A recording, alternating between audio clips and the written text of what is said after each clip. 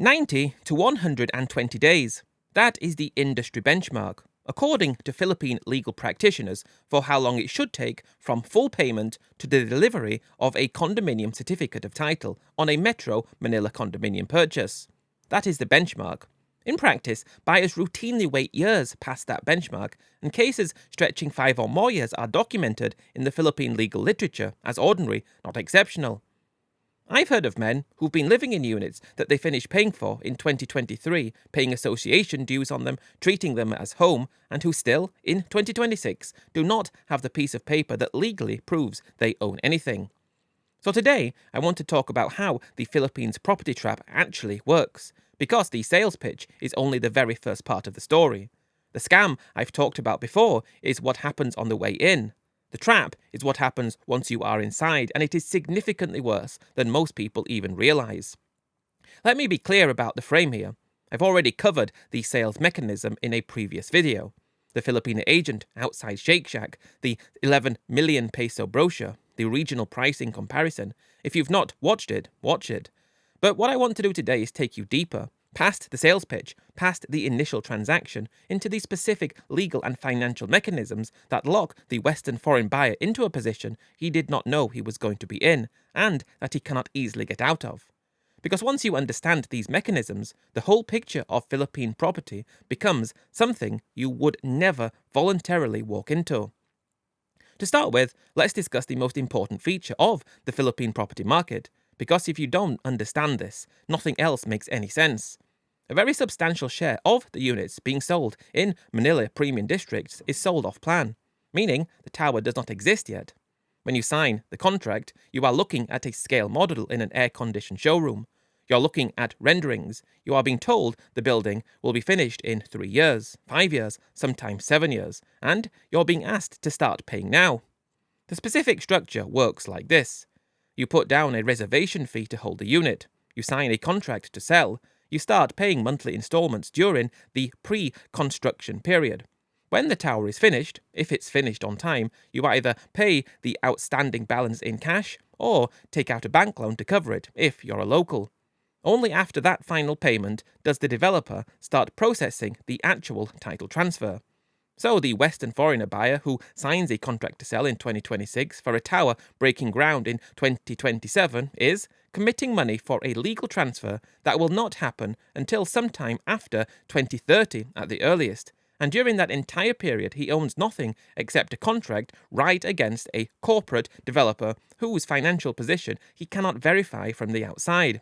Now, the article version of this is over on my website. The link is in the description and the pinned comment. Please go and check it out. It's the starting point for something big that I'm building to help Western foreigners in Southeast Asia, by a Westerner for Westerners. Let me be specific about what happens to the money you have paid during those years of pre-construction. The Department of Human Settlements does require escrow arrangements for certain project categories under Memorandum Circular 22-10, specifically for mid-rise and high-rise condominium projects, where a portion of buyer funds is meant to be held in trust for taxes and registration. But escrow does not cover all buyer payments, and enforcement is patchy across projects. So a meaningful share of the money you have paid during the pre-construction phase is often going into the developer's own general operating account. It is funding his construction on other towers, it's paying his sales commissions, it's servicing his existing debt. What that means practically is that if the developer runs into financial trouble, the money you've paid is not sitting in a segregated account waiting for you to reclaim it.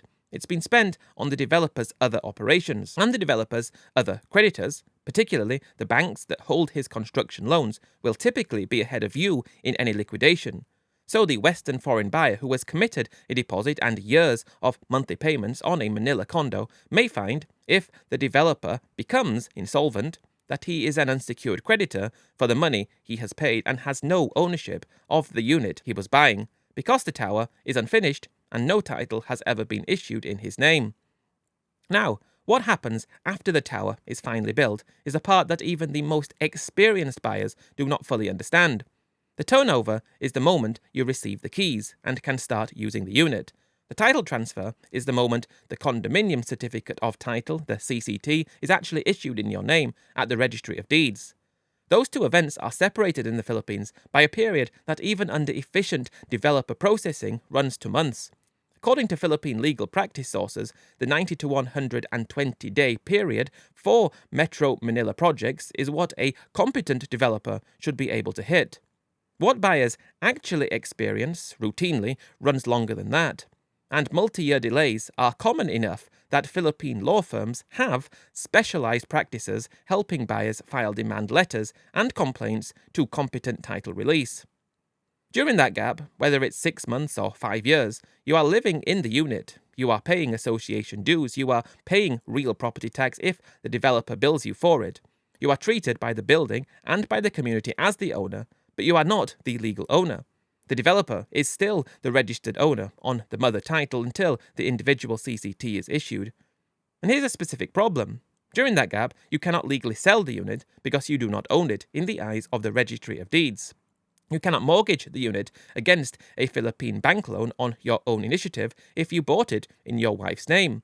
You cannot leave it cleanly in a will. You are, in effect, living in a unit you've paid for but you don't own, and your only recourse against the developer for the missing title is a slow-moving administrative process through the Human Settlements Adjudication Commission or the courts that takes years to conclude.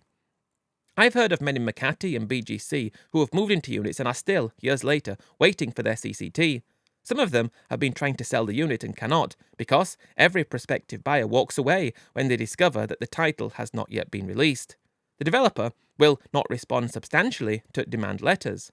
The options are to file a formal complaint with the housing regulator and wait, or to keep paying association dues on a unit you've paid for and cannot sell. Let me address the 40% foreign quota, because most Western foreign buyers do not understand what this actually means in practice. Under the Condominium Act, Republic Act 4726, no more than 40% of the units in Philippine condominium projects can be held by foreign owners. That is, at the project level. So if a tower is already at its foreign quota when you go to complete your purchase, the transfer to you may not legally be possible. And if it is completed anyway, the transfer can later be challenged under the same statute. But the deeper problem is what the quota means for governance of the building. The condominium corporation, which controls the building through its board and its budget, is by law required to have at least 60% Filipino ownership. So even in a building that is at 40% foreign maximum, the Filipino owners hold decisive voting power over every meaningful decision. Association dues, special assessments for repairs, maintenance priorities, enforcement of house rules, selection of the property management company. The Western foreigner owner is a permanent minority in his own building, in his own home, on decisions that directly affect his cost of living and his quality of life, and there is no mechanism to change that. It is built into the design of the law itself. Let me talk about association dues and special assessments, because this is where the ongoing financial exposure becomes real. In a new tower, monthly association dues are calculated per square meter of unit ownership and reflect the projected operating costs of the building. In older Manila premium buildings, dues have risen substantially over the life cycle of the tower, sometimes doubling or tripling relative to the initial rate as maintenance requirements grow and building systems age. Every unit owner pays those dues, whether he is using the unit or not, and non-payment can result in a lien on the unit and eventual foreclosure by the condominium corporation. The special assessment is where the trap becomes brutal. When the building needs a major repair, when the lifts fail, when the facade needs remediation, when the swimming pool is condemned, when the fire safety system needs upgrading, the condominium corporation votes to levy a special assessment on all unit owners. The Western foreigner owner has no vote that can block this, because he is a permanent minority in the corporation under the 60-40 split. He pays the assessment, or he faces a lien on his unit and eventual foreclosure by the corporation itself. Over the multi-decade life of a Manila condominium tower, the cumulative burden of dues and assessments can compound significantly, and it is not disclosed in any brochure I have ever seen. Next, what about the resale market? Because this is where the property trap really tightens. In a functioning property market, if you decide you want to sell, you list a property, a buyer emerges, and the transaction completes within a few months. The Philippine market technically can operate that way for very well-priced units in high-demand areas, with sources citing 2 to 6 months as a realistic timeframe. I don't believe that. But there is for locally owned units in strong submarkets. Foreign-held units in the premium districts often sit a lot longer because the Filipino buyer market for premium condos is smaller than most foreign owners realize.